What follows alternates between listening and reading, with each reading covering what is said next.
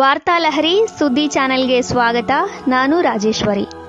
ಕನ್ನಡ ನುಡಿಮುತ್ತು ಸಾಹಿತ್ಯ ವೇದಿಕೆ ಕರ್ನಾಟಕ ವತಿಯಿಂದ ಅಧ್ಯಕ್ಷರಾದ ಜಗದೀಶ್ ಎಸ್ ಕಾಬನೆ ಅವರ ಸಾರಥ್ಯದಲ್ಲಿ ಬಾಗಲಕೋಟೆ ಜಿಲ್ಲೆಯ ಹುನಗುಂದ ತಾಲೂಕಿನ ವಿಶ್ವಗುರು ಬಸವಣ್ಣನವರ ಐಕ್ಯ ಸ್ಥಳವಾಗಿರುವ ಕೂಡಲ ಸಂಗಮದಲ್ಲಿ ಬರುವ ದಿನಾಂಕ 31 ಜನವರಿ 2026 ಶನಿವಾರ ಸಾಯಂಕಾಲ 4:30ಕ್ಕೆ ಶರಣ ಸಾಹಿತ್ಯ ಹಾಗೂ ಸಾಂಸ್ಕೃತಿಕ ಉತ್ಸವ ಆಯೋಜಿಸಲಾಗಿದೆ.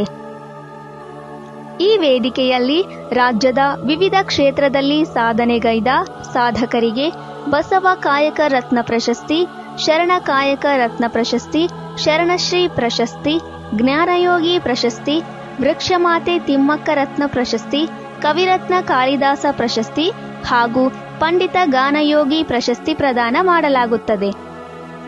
ಇದೇ ವೇದಿಕೆಯಲ್ಲಿ ವಿಶೇಷ ಆಕರ್ಷಣೆಯಾಗಿ ತಮ್ಮೆಲ್ಲರನ್ನೂ ಗಾನ ಲಹರಿಯಲ್ಲಿ ಮಿಂದೆಬ್ಬಿಸಲು ನಾಡಿನ ಹೆಸರಾಂತ ETV ಕನ್ನಡ ವಾಹಿನಿಯ ಎದೆತುಂಬಿ ಹಾಡುವೆನು ಸಂಗೀತ ಕಾರ್ಯಕ್ರಮದ ರನ್ನರ್ ಅಪ್ ಆಗಿದ್ದ ಕುಮಾರಿ ಶಾಂಭವಿ ಜೆ ದೇಸಾಯಿ ಅವರು ಆಗಮಿಸಲಿದ್ದಾರೆ.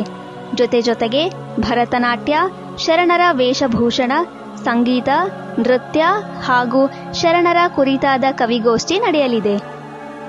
ಈ ಕಾರ್ಯಕ್ರಮದಲ್ಲಿ ನಾಡಿನ ಹೆಸರಾಂತ ಶರಣರು, ಗಣ್ಯರು, ಸಾಧಕರು ಹಾಗೂ ಕವಿಗಳು ಭಾಗಿಯಾಗಲಿದ್ದಾರೆ ಎಂದು ವೇದಿಕೆಯ ಅಧ್ಯಕ್ಷರಾದ ಜಗದೀಶ್ ಎಸ್ ಕಾಬನೆ ಇವರು ತಿಳಿಸಿದ್ದಾರೆ. ಧನ್ಯವಾದಗಳು.